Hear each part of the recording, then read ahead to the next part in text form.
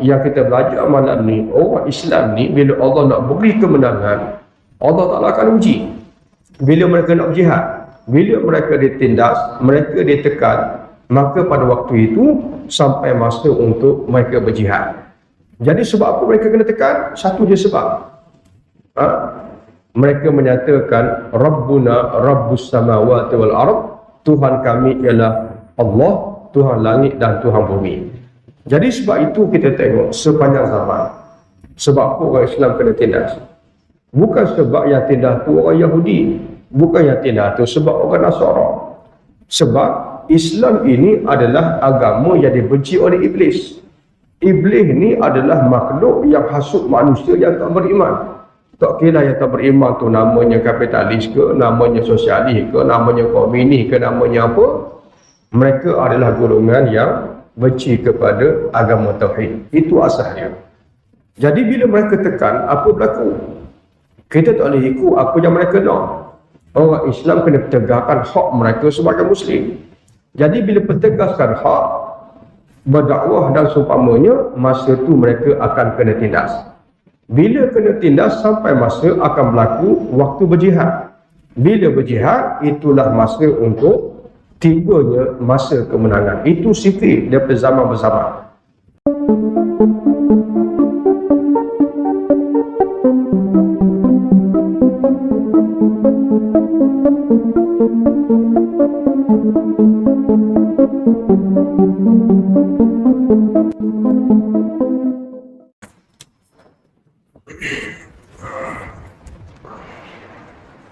Bismillahirrahmanirrahim. Alhamdulillahi Rabbil Alamin. Wassalatu wassalamu ala ashrafil anbiya'i wal mursalin wa ala alihi wa ashabihi wat tabi'ina bi ihsanin ila yaumiddin, amma ba'd. Jadi insyaAllah malam ni kita akan sambung pengajian fiqh sirah kita insyaAllah berkenaan dengan pengajaran dan juga renungan berkaitan dengan hikmah Nabi SAW dan para sahabat ditekan, diseksa, ditindas oleh golongan musyrikin. Jadi insyaAllah malam ni kita masuk hikmah yang ketiga daripada 3 hikmah. Yang 2 hikmah sudah bincang sebelum ini, dan insyaAllah malam ni kita masuk hikmah yang ketiga di sebalik tribulasi yang dihadapi oleh Nabi SAW. Jadi sebelum tu insyaAllah kita sama-sama memohon keberkatan kepada Allah Subhanahu Wa Taala dengan sama-sama kita mulakan kuliah kita membaca Ummul Quran Al-Fatihah. A'udzubillahi minasyaitonir rajim. Ya Allah.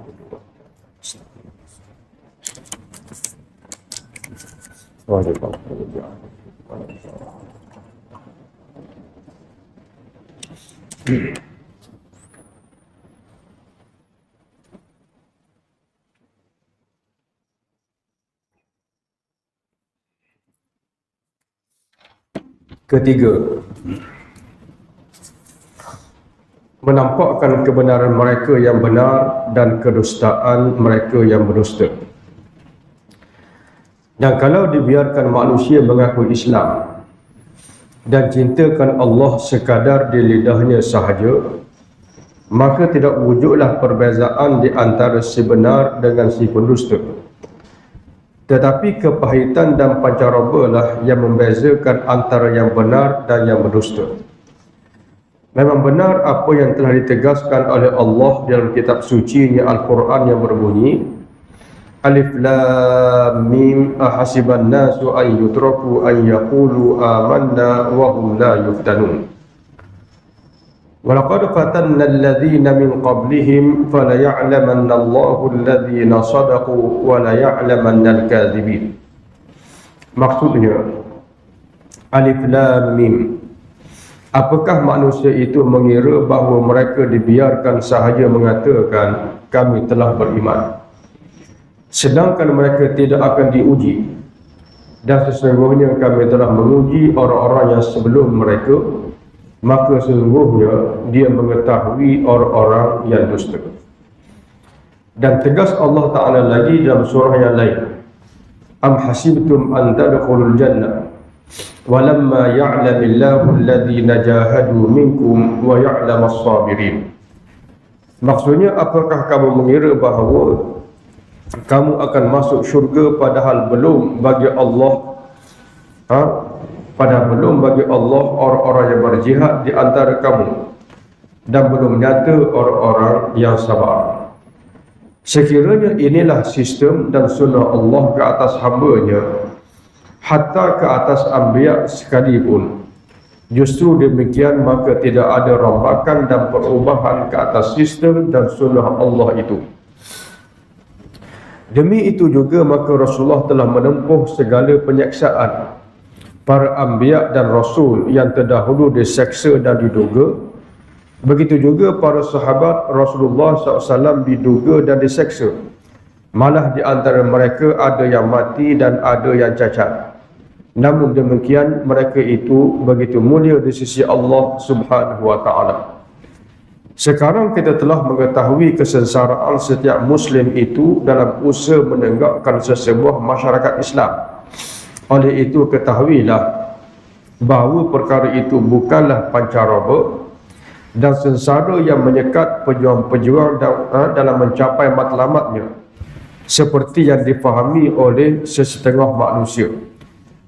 Tetapi pancaraba dan sengsara tadi adalah galangan-galangan yang telah disediakan oleh Tuhan untuk mereka-mereka yang ingin berjihad dan ingin membuktikan keimanannya.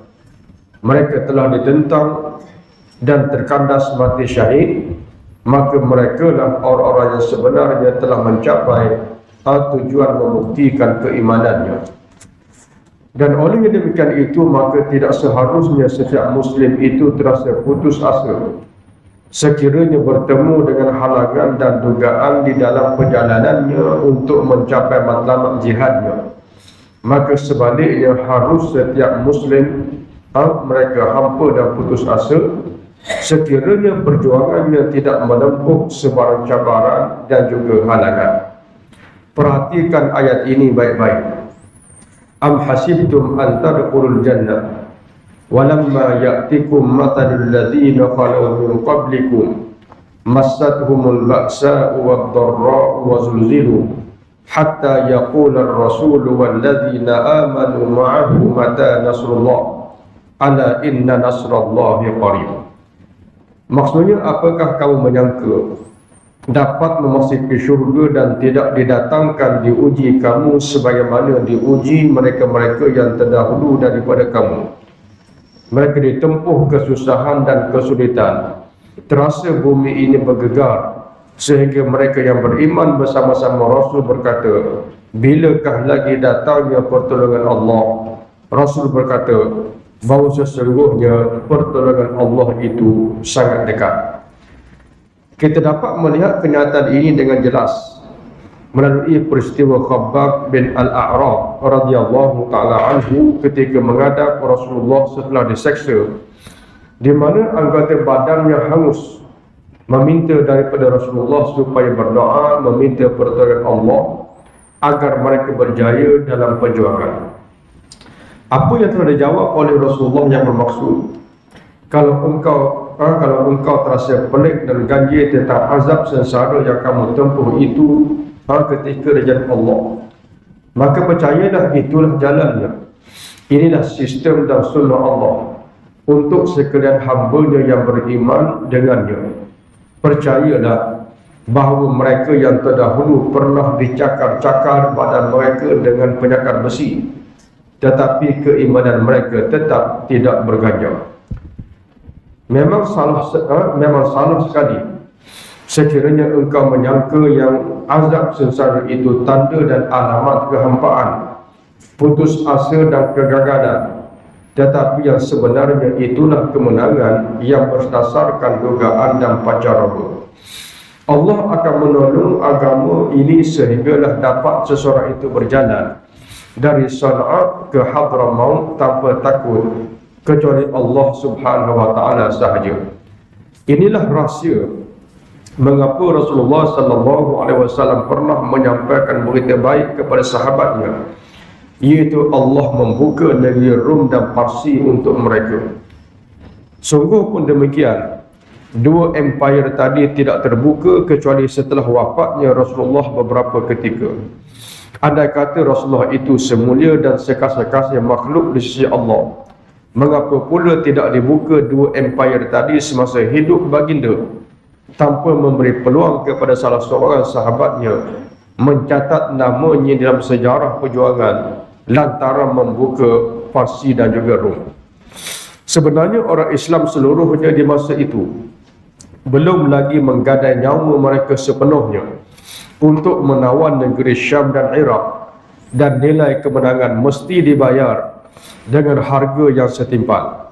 Persoalan yang sebenar, kemenangan membuka sebuah negara itu bukanlah di tangan Rasulullah, di bawah arahannya atau kerana Tuhan kasih dan sayang kepada baginda. Bukan demikian. Sebaliknya ialah setiap Muslim yang mengaku dirinya Muslim, beriman dengan Allah dan Rasulnya, wajiblah membuktikan keimanannya dengan usaha dan tenaga, serta rela menerima tawaran Tuhan untuk menukar syurga dengan jiwa raganya dan harta benda mereka. Firman Allah Subhanahu wa taala yang berbunyi, Inna Allah ashtara minal mu'minina anfusahum wa amwalahum bi anna lahumul jannah yuqatiluna fi sabilillahi fayaqtuluna wa yuqtalun. Sesungguhnya Allah telah membeli dari orang-orang mukmin diri dan harta mereka dengan memberikan syurga untuk mereka. Mereka berperang pada jalan Allah lalu membunuh ataupun dibunuh. Jadi sahabat sekalian, malam ni kita masuk hikmah yang ketiga. Sebab apa Rasulullah dan para sahabat diuji, dibunuh, diseksa dan seumpamanya. Hikmahnya ialah Allah sebut dalam dua tempat Al-Quran Karim bahawa kita tidak akan masuk syurga ataupun Allah tidak akan memberikan kemenangan, melainkan Allah Ta'ala uji dahulu dengan kesakitan, kepedihan dan kepayahan, sebagaimana yang Allah telah uji orang-orang yang sebelum kita. Maknanya umat ini kalau lemah, mereka tidak diuji oleh Allah dengan sedemikian rupa. Maknanya umat yang Allah nak berikan kemenangan, maka Allah uji dan mereka tahan dengan ujian. Ini yang dilihat daripada beberapa nas yang dinyatakan oleh Nabi SAW. Jadi sebab itu sahabat sekalian, kita tengok di zaman Nabi SAW ialah era kebangkitan ataupun era bangunnya semula Islam selepas daripada era kejatuhan agama Tauhid, selepas daripada zaman Nabi Isa alaihi salatu wassalam. Macam kita dah ceritakan sebelum ni, bahawa dunia ini Allah Ta'ala putarkan. Ada kala orang Islam menang, ada kala orang Islam tak menang. Macam Nabi sebut, ala innal Islam dairah. Ketahuilah bahawa Islam ni seumpama roda. Macam tayar motosikal kita. Ada kala dia duduk atas, hak bahagian atas pula dia tak akan kekal selama-lamanya di atas. Ada kala dia akan turun ke bawah, yang di bawah pula dia tak akan kekal selama-lamanya di bawah. Dia akan naik semula, dia akan naik semula ke atas. Jadi dunia ni dia tak ada empat, dia tak ada lima, dia ada hanya dua je. Apa dia? Islam ataupun bukan Islam. Walaupun yang bukan Islam tu pakaiannya berbeza, tapi badannya tetap satu.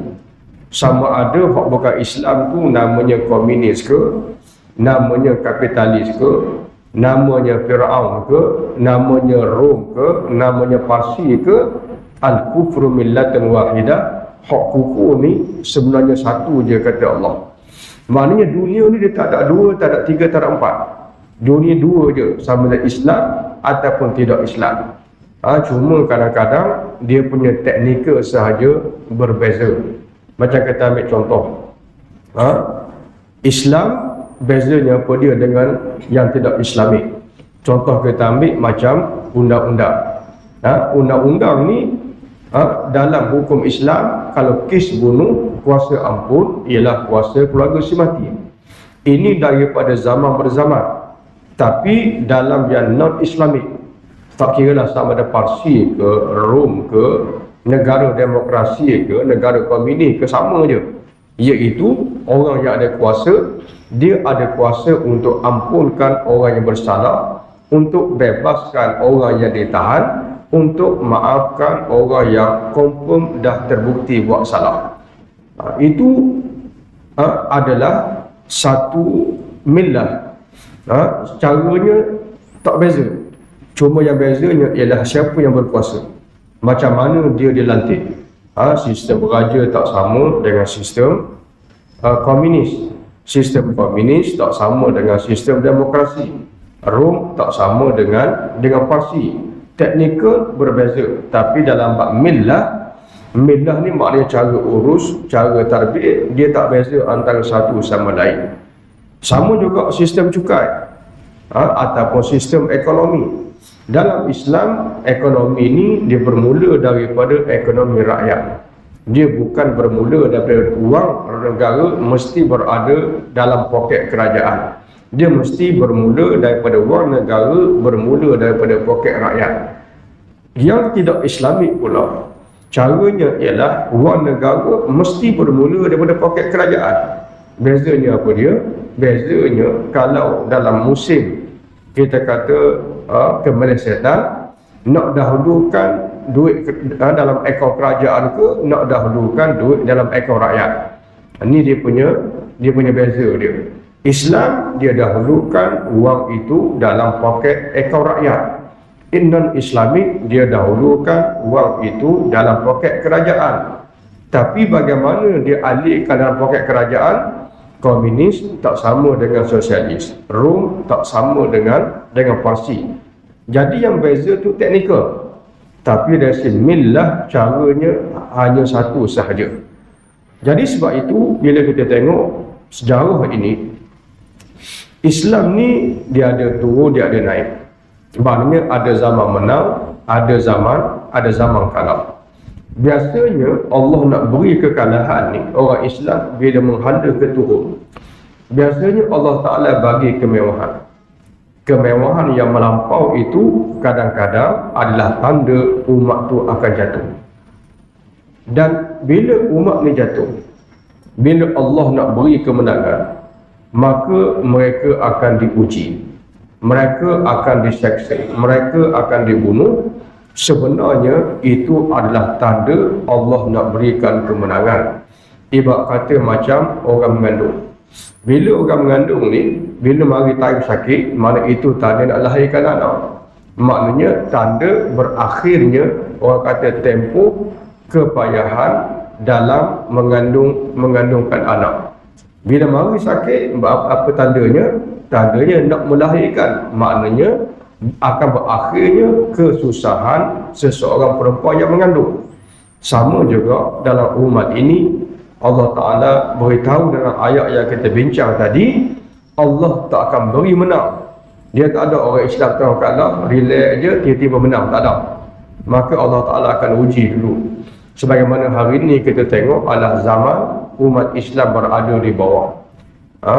Kita tengok di mana-mana sahaja orang Islam kena tekan. Kita tengok Muslim saudara kita yang berada di Palestin sebagai contoh, ditekan, dibunuh, dan seumpamanya. Sahabat-sahabat kita sebelum ini di Afghanistan, dan juga di tempat-tempat yang lain, mereka dibunuh, mereka diseksa, ditekan. Kalau kita tengok yang tekan tu pelbagai negara, ada yang komunis macam orang Islam di Xinjiang sebagai contoh. Ada yang tekan itu adalah junta macam Myanmar.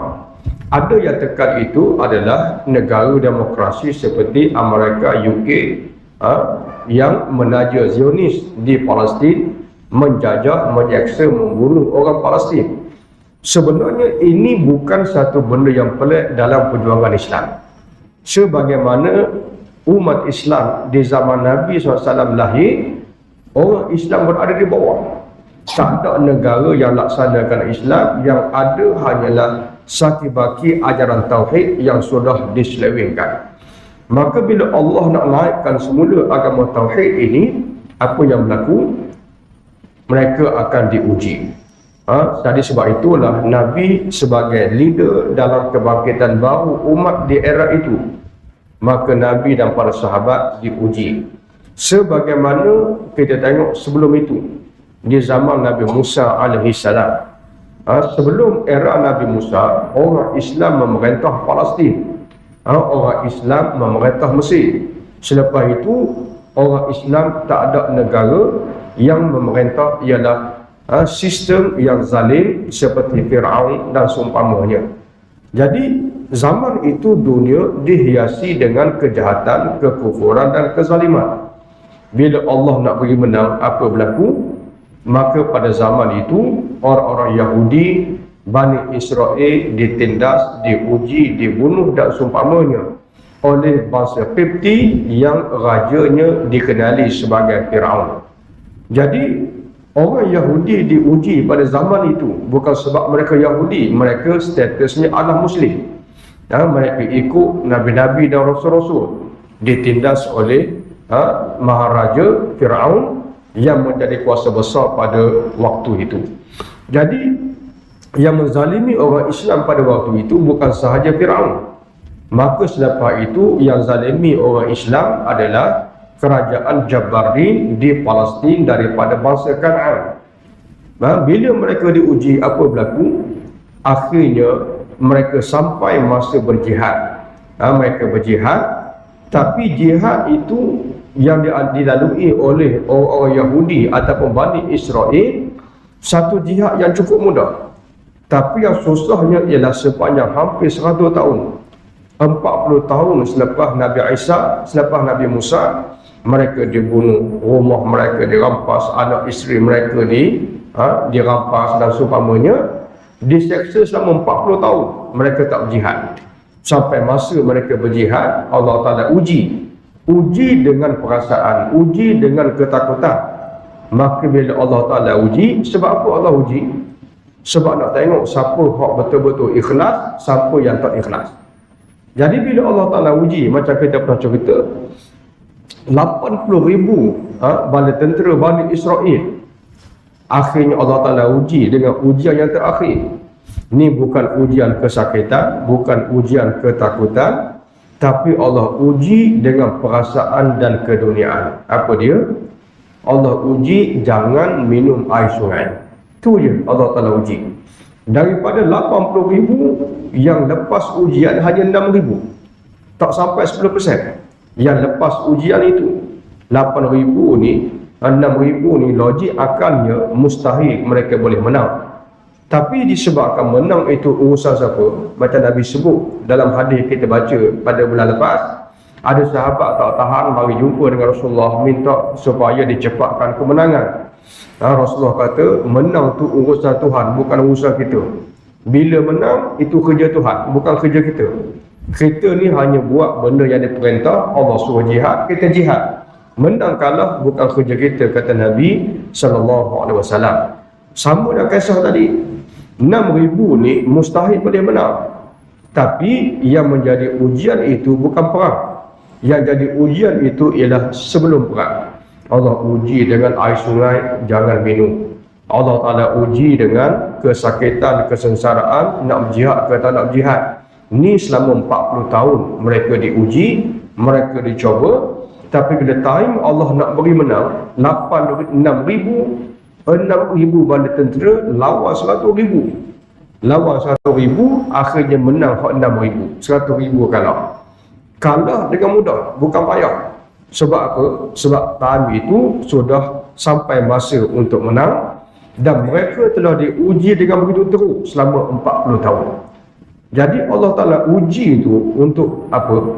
Tujuannya ialah supaya kemenangan Islam yang sebenar, yang Allah Ta'ala anugerahkan, tidak disertai oleh orang-orang yang tidak layak. Ni yang dimaksudkan dengan ayat yang kita baca tadi, walamma ya'lamillahu alladhina jahadu minkum wa ya'lamas sabirin. Selama mana Allah tu tahu, mustahil Allah tak tahu, cuma nak tunjukkan kepada manusia, kalau sebelum berperang, sebelum berjuang, sebelum tempuh kesusahan, semua bercakap nak berjihad, semua bercakap nak berjuang. Tapi bila nak tengok siapa yang betul-betul nak berjuang ni, bila mari time susah, masa tu kita boleh kenal siapa betul-betul nak berjuang, siapa yang sembang kosong. Jadi sama juga dengan kes yang berlaku tadi. Jadi sebab tu sahabat sekalian, kalau kita tengok dalam kisah yang terceritakan tadi, Bani Israel sebagai contoh,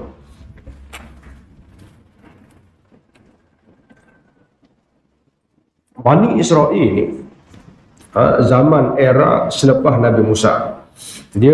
Bani Israel ni agak panjang dia punya era yang Allah cerita dalam Quran, daripada zaman Nabi Yusuf, zaman Nabi Musa dan zaman selepas Nabi Musa. Jadi zaman selepas Nabi Musa ni mereka ditindas. Ditindas hanya sebab mereka Muslim. Cumanya ialah ada di kalangan orang Islam ni yang mana disebabkan kelemahan iman mereka ditindas. Ada yang ditindas disebabkan mereka nak berjihad. Jadi pokok mana pun orang Islam ni sampai masa akan diuji. Jadi waktu mereka ditindas, mereka semangat untuk berperang, mereka semangat untuk nak berjihad. Lalu akhirnya golongan Al-Malak, dia Bani Israel ni pada waktu era selepas Nabi Musa, dia tak ada pemimpin, dia tak ada raja. Yang ada ialah Al-Malak. Al-Malak ni kalau bahasa kita ni bukan pemimpin, tapi orang yang berpengaruh. Orang yang berpengaruh dalam masyarakat. Contohnya kita ambil orang tua dalam masyarakat, orang lama dalam masyarakat, orang yang ada pengalaman dalam masyarakat, orang yang ada duit dalam masyarakat, ni orang yang berpengaruh. Jadi Bani Israel ni dia tak ada ketua, dia hanya ada orang yang berpengaruh yang dikenali sebagai Al-Malak. Jadi sebab mereka ditindas oleh kerajaan Jabari, ada dekat mereka yang dibunuh. Kalau rumah mereka comel, golongan Jabari rasa berkenan, dia bakal rampah macam tu je. Kalau mereka ada anak dara comel, isteri mereka comel, kalau Jabari rasa nak ambil, mereka pakai ambil macam tu je anak bini orang. Ini yang berlaku pada era tersebut. Jadi disebabkan mereka tak tahan dengan kezaliman Jabari, maka mereka jumpa dengan Nabi mereka dikenali sebagai Nabi Syam'un. Mereka kata dekat Nabi Syam'un, wahai Syam'un, minta dengan Allah, doakan kepada Allah, semoga Allah lantik raja, pemimpin untuk nak pimpin kita lawan dengan tentera Jabari.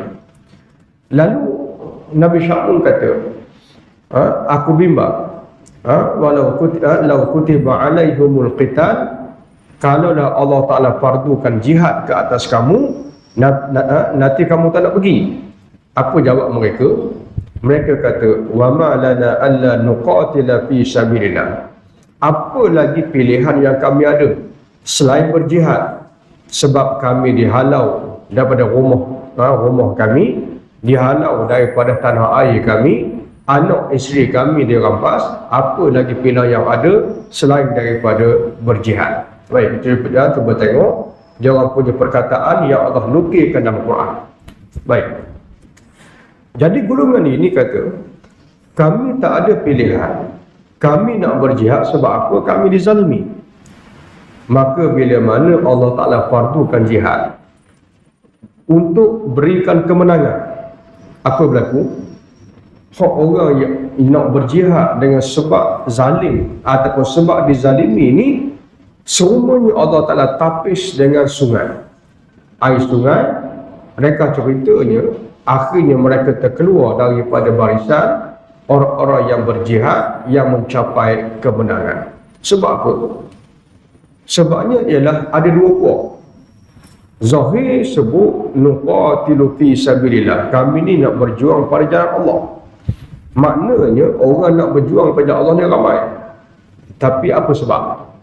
Satu kumpulan berjuang pada jalan Allah sebab tak tahan kena zalim, tak puas hati dengan satu benda, maka mereka gunakan nama Allah untuk berjihad. Hak ni Allah tak bagi kemenangan. Tapi siapa Allah bagi kemenangan? Iaitu wala yansurannallahu man yansuru, Allah tolong orang yang nak tolong agama dia. Siapa dia? Apa makna tolong agama? Iaitu orang yang berjihad bukan sebab dia kena zalim, bukan sebab dia tak puas hati, tapi sebabnya ialah kalau menang dia nak tegakkan hukum Allah, nak tegakkan syariat dia, nak tegakkan sistem dia. Maka orang yang macam ni Allah beri kemenangan. Kenapa? Mereka berjihad bukan untuk kepentingan diri, tapi untuk fi sabilillah. Ini yang dibezakan antara orang Islam yang Allah beri kemenangan dengan orang Islam yang Allah tak beri kemenangan. Jadi sebab itu ayat-ayat kita bincang tadi, sebab apa Allah uji? Sebabnya ialah nak tengok. Nak tengok tu bukan Allah nak tengok, sebab Allah dah tahu dah. Supaya kita ni, kita boleh nilai ni orang yang betul-betul nak tegakkan agama Allah. Yang ni dia berjuang juga, berjihad juga, tapi untuk diri sendiri, bukan untuk agama Allah. Apa makna untuk diri sendiri? Sebab dia tak puas hati dia kena zalim, dia tak puas hati dengan sistem cukai, dia tak puas hati sebab dia tak dapat itu, tak dapat ini. Maknanya dia berjihad bukan kerana Allah. Orang yang seperti ini, bila Allah uji macamlah kisah kita yang kita baca ni, maka mereka akan gugur dan mereka akan terpelanting. Ini antara faktor penting daripada pengajaran yang kita bincang. Dan yang terakhirnya ialah dah masa isyak.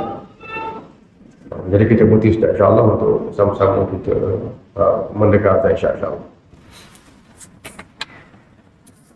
Jadi yang keduanya sebagai penutup kita pada malam ini ialah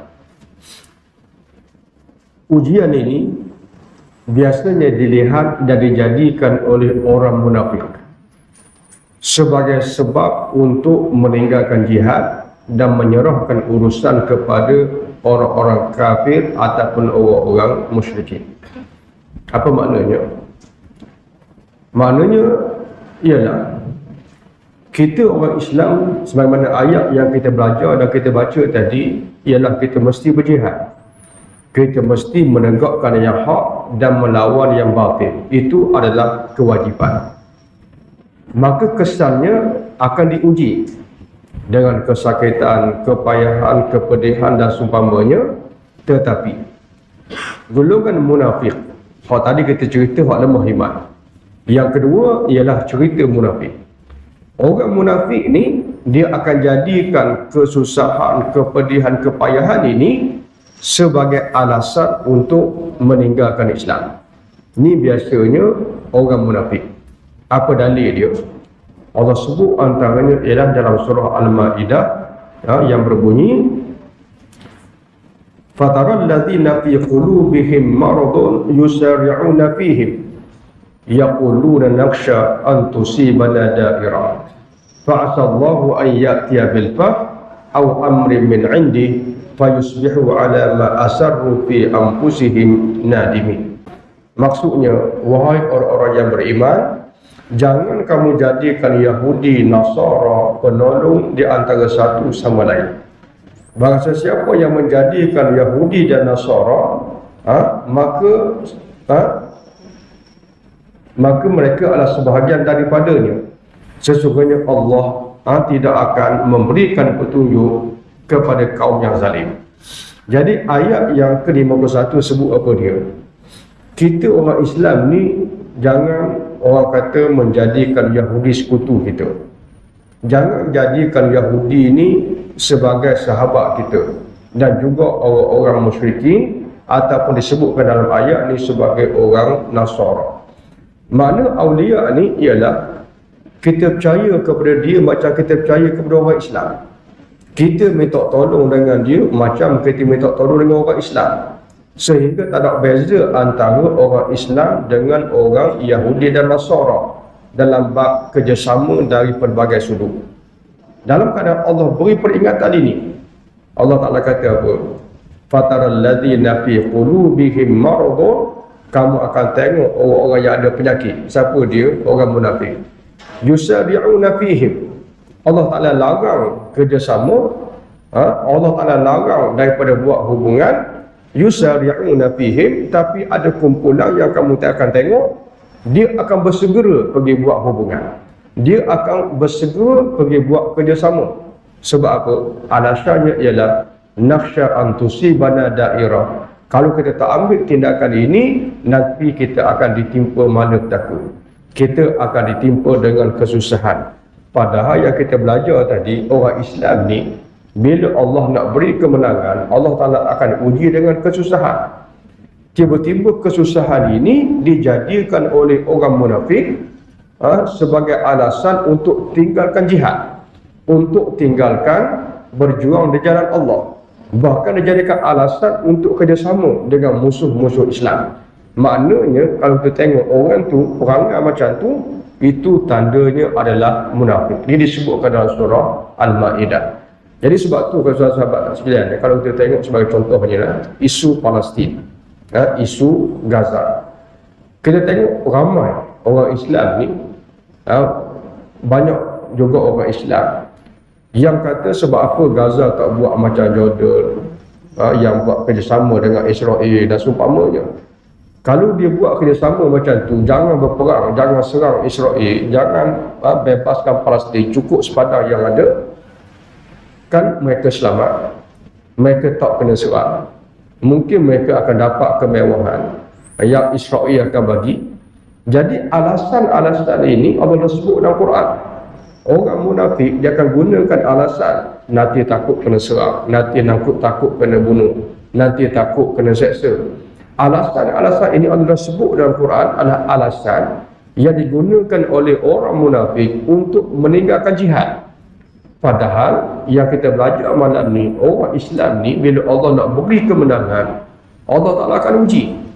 Bila mereka nak jihad, bila mereka ditindas, mereka ditekan, maka pada waktu itu sampai masa untuk mereka berjihad. Jadi sebab apa mereka kena tekan? Satu je sebab. Mereka menyatakan Rabbuna Rabbus samawati wal ard. Tuhan kami ialah Allah, Tuhan langit dan Tuhan bumi. Jadi sebab itu kita tengok sepanjang zaman, sebab apa orang Islam kena tindas? Bukan sebab yang tindas tu orang Yahudi, bukan yang tindas tu sebab orang Nasara. Sebab Islam ini adalah agama yang dibenci oleh Iblis. Iblis ni adalah makhluk yang hasut manusia yang tak beriman. Tak kira yang tak beriman tu namanya kapitalis ke, namanya sosialis ke, namanya komunis ke, namanya apa. Mereka adalah golongan yang benci kepada agama tauhid. Itu asalnya. Jadi bila mereka tekan, apa berlaku? Kita tak boleh ikut apa yang mereka nak.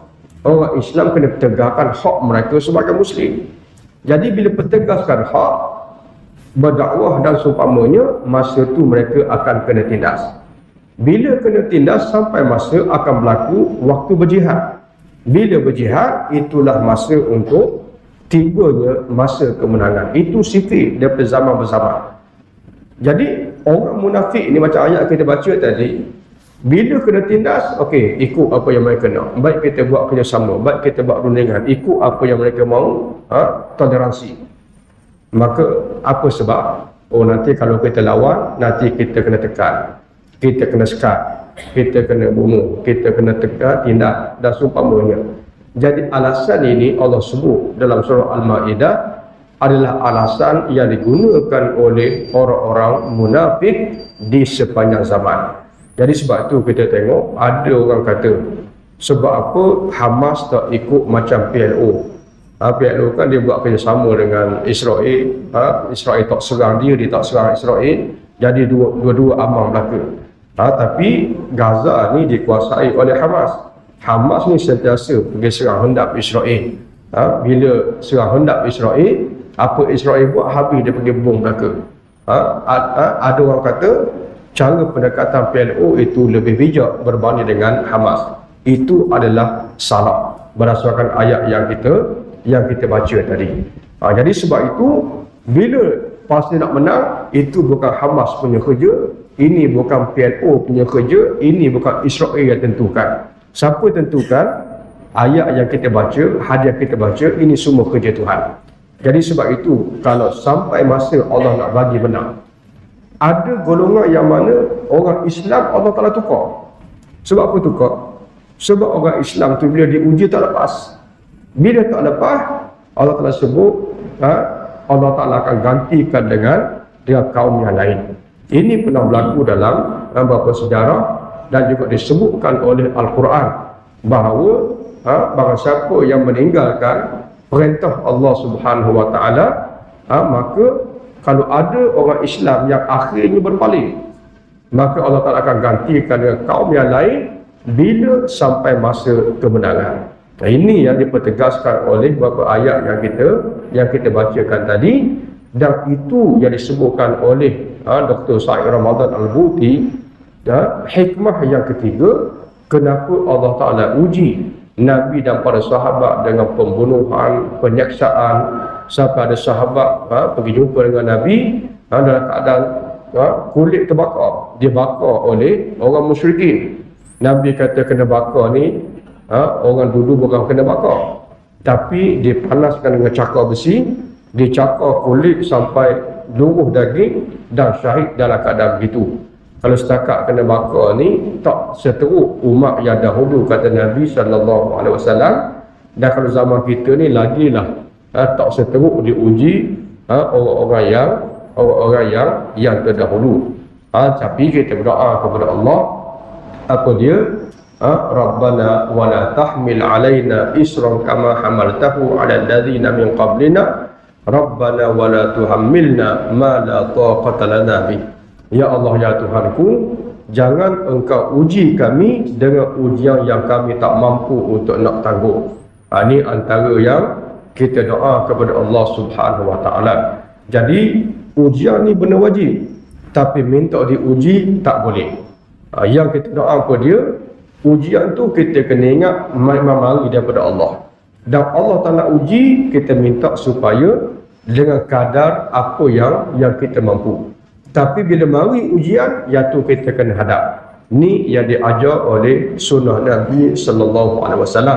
Dan umat ni, kata Ibn Khaldun, Allah Ta'ala ataupun dari segi cerapan, umat dunia ni dia tak akan dapat kuasa, melainkan mereka bersifat yang pertamanya ialah mereka berani dan mereka sanggup menanggung risiko dan juga bebanan. Itu umat yang menguasai dunia di sepanjang zaman.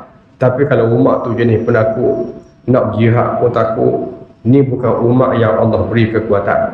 Tak kiralah sama dia orang Islam ke, sama ada dia orang kafir ke, kalau jenis umat tu penakut, Allah Ta'ala tak akan berikan kemenangan dan kekuatan kepada umat yang bersifat demikian. Ini disebutkan oleh Ibn Khaldun. Jadi kita orang Islam ni Allah ajar diuji dan berjihad. Dan uji dan jihad itu adalah merupakan yang menjadi dalam satu hadis sebut sebagai dia panggil bonggon unta. Bonggon unta ni sebab apa? Nabi sebut wal jihadu surwatu samaniha. Maknanya jihad ni adalah merupakan bonggon unta, kata Nabi SAW. Sebab apa bonggon unta? Unta ni mahalnya kat mana? Unta ni mahal dia dekat bonggol.